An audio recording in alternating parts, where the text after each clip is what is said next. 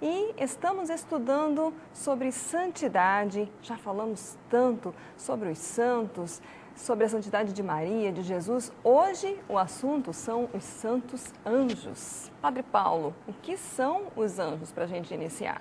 Bom, a palavra anjo, né, como os próprios santos padres nos esclarecem, não descreve a natureza, mas descreve a missão. Angelos, em grego, quer dizer mensageiro, né? Também em hebraico, malach, é um mensageiro. O mensageiro do Senhor, malachia, Malaquias, né?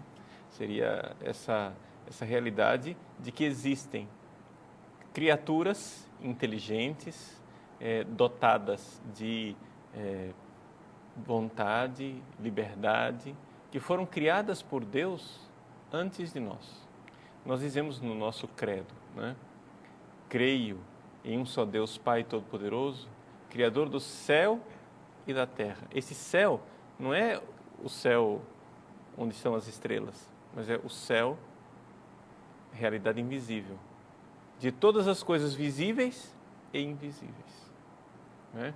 Essas realidades invisíveis, aorata, coisas que não se veem, realidades que nós não temos contato, né, com os nossos sentidos. Somente através de uma graça especial de Deus é que as pessoas podem ter o contato experimental com os anjos. Porque aí, então, os anjos que não têm corpo podem, não é, por uma concessão divina, assumir um corpo para se manifestar, né? Mas isso é somente uma concessão de Deus, é um milagre, digamos assim, não é algo que está na natureza do próprio anjo, que ele possa ser visto por nós.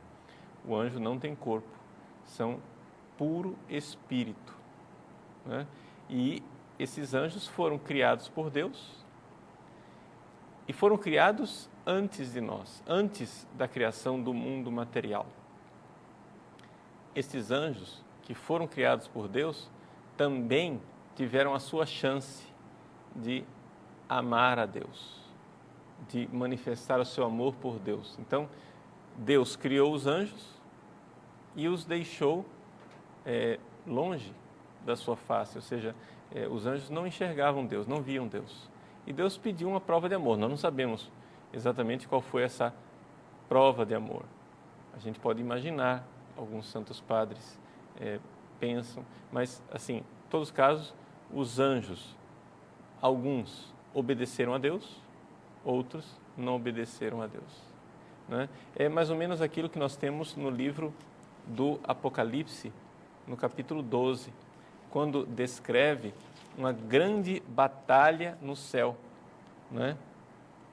Apocalipse 12, versículo 7, diz assim: houve então uma batalha no céu. Miguel e os seus anjos guerrearam contra o dragão, e o dragão lutou juntamente com seus anjos, mas foi derrotado, e eles perderam o seu lugar no céu, e assim foi expulso o grande dragão, a antiga serpente que é chamado Diabo e Satanás, o sedutor do mundo inteiro. Então, os anjos foram criados, digamos, sem ver Deus. Deus pediu uma prova de amor e então houve uma batalha. Que batalha foi essa? Né? A gente fica pensando assim, como é que um anjo pode brigar se ele não tem corpo, né? Um não pode ferir o outro. A batalha, na verdade, foi uma batalha espiritual, no sentido de convencimento. Alguns anjos se rebelaram e começaram a convencer os outros anjos a se rebelarem também. E então, São Miguel, junto com outros anjos, começaram a batalhar também, convencendo anjos que estavam indecisos a ficarem do lado de Deus. Então, aqui que houve essa realidade, ou seja, é a única forma que anjos têm de batalhar entre si. O anjo é invulnerável, ele não tem corpo, né? Então, quando finalmente Deus enviou a sua graça para esses anjos, etc. Quando Deus viu que a situação já estava definida, ou seja, os anjos já haviam, digamos assim, se cristalizado nas suas decisões. Então aconteceu um momento dramático. Deus voltou as costas para os anjos rebeldes. Ou seja, Deus estava enviando a graça dele aos anjos rebeldes. Quando Deus que é onisciente, Deus sabe tudo, Deus tudo vê. Quando Deus começou a ver que aqueles anjos rebeldes não tinham mais volta, ele parou de enviar a graça. E a gente vai dizer, mas que coisa, imagina, Deus parou de enviar a graça, que crueldade. Não, seria crueldade que se ele continuasse enviando a graça. Ou seja, porque chega um certo ponto, quando a pessoa se cristaliza na sua maldade, continuar enviando a graça seria uma crueldade. Porque a graça de Deus tortura, né? Só piora a situação dos demônios. Então, assim, é um pouco essa ideia que as pessoas não sabem. Então, quando a gente fala da santidade dos anjos, não é? Nós estamos falando somente de uma parte dos anjos, né? Existe toda uma outra parte que não é santa. Nós temos que lembrar que o pecado não foi inventado pelos homens e nem foi criado por Deus. O pecado é uma invenção angélica. É por isso que nós, seres humanos, temos uma dificuldade muito grande de entender a natureza e a gravidade do pecado. Porque o pecado é uma realidade angélica que, por inveja de Satanás e dos seus demônios, entrou no mundo. E entrou no mundo por sedução. Então, nossos primeiros pais, Adão e Eva, que foram criados santos, não é? Foram seduzidos por Satanás e assim entrou o pecado no mundo. Então, quando a gente fala de santidade, esse é o tema dessa nossa série, é importante nós vermos que existe uma ação angélica ao nosso redor. Se nós queremos ser santos, nós precisamos rejeitar os anjos maus e abrir o nosso coração para os anjos bons, anjos que têm contato conosco e que receberam de Deus a missão de nos ajudar e nos servir. Padre Paulo, nós conhecemos muito pouco, né? Mas existe uma hierarquia entre os anjos, né? Até chegar no anjo da guarda, existem outros anjos maiores? Como é que é isso? Sim. Na verdade, através da Bíblia, nós ficamos sabendo, por revelação divina, que existem nomes específicos de anjos, né? Por exemplo, na primeira carta de São Paulo aos Colossenses, só para dar um exemplo, não vou encher vocês de versículos bíblicos, porque em Colossenses, 1º capítulo, versículo 16, São Paulo diz assim, eu vou começar a ler desde o 15, porque aí a frase inteira faz sentido.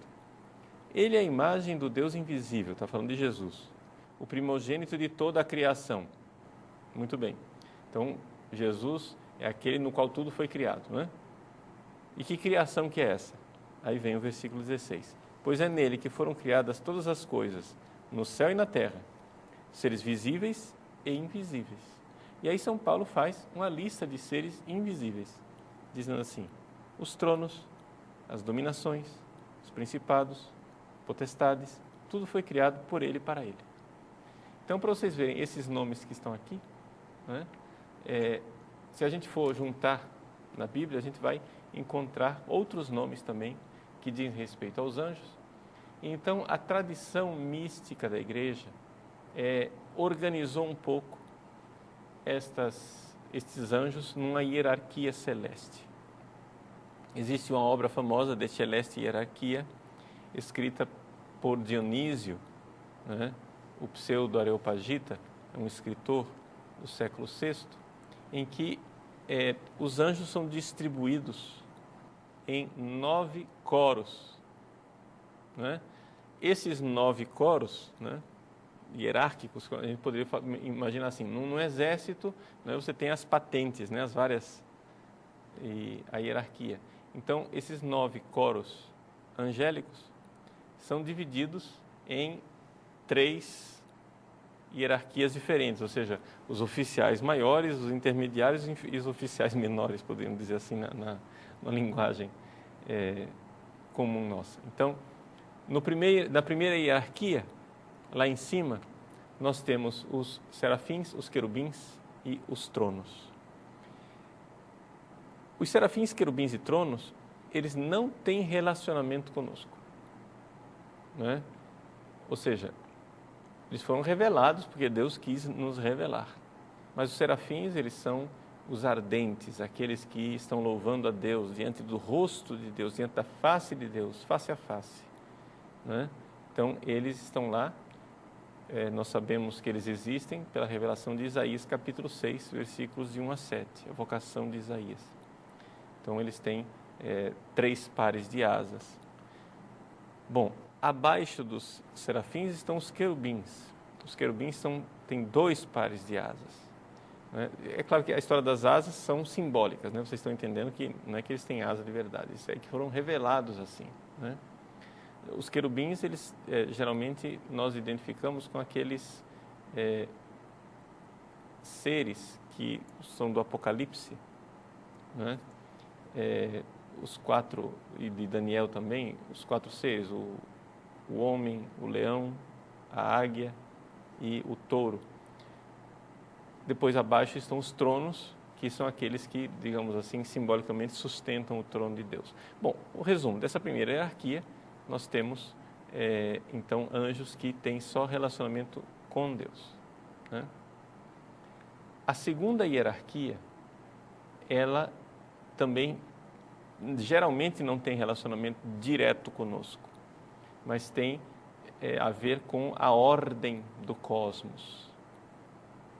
É interessante a gente ver isso, que a ordem do cosmos que a gente estuda nas nossas aulas de física, de química, essa ordem criada por Deus, ela tem a ver com os anjos. Quando você estuda uma lei da física, sempre acontece isto, né? Você tem uma equação lá, uma lei da física. Por que sempre acontece isto? Bom, você pode olhar para a lei física como sendo uma coisa impessoal. Ou você pode olhar ali uma ordem estabelecida por Deus através dos seus anjos. Nessa segunda hierarquia, nós temos as dominações, as virtudes e as potestades, né, que foram citadas aqui por São Paulo aos Colossenses, né? Então, essas dominações, virtudes e potestades, as dominações têm a função de comunicar as ordens de Deus ou as ordens recebidas da hierarquia superior para os anjos inferiores. Há uma comunicação entre os anjos. Os anjos, eles não sabem tudo. Então, os anjos superiores sabem mais, os anjos inferiores sabem menos. Então, eles comunicam as coisas entre si de um jeito bem diferente do nosso, né? Porque os anjos conhecem não como uma linguagem discursiva como a nossa, mas uma linguagem intuitiva, uma realidade de intuição. E a terceira e última hierarquia, né, aquela que está no contato conosco, digamos assim, são os principados, os arcanjos e os anjos, né? Essa terceira hierarquia, que tem relacionamento conosco, é aquela que nos interessa mais e que aí nós poderemos gastar um pouco mais de tempo sabendo qual é a função destes anjos mais próximos de nós. Então vamos fazer a nossa pausa para falarmos um pouco mais sobre os anjos que se relacionam conosco. A gente volta já já. Olha Jesus no céu.